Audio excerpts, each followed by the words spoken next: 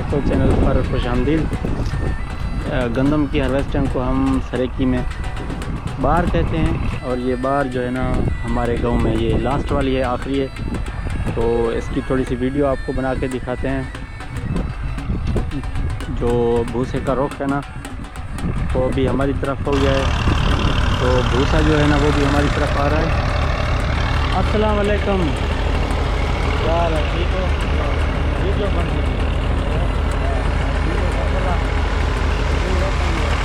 ये GoPro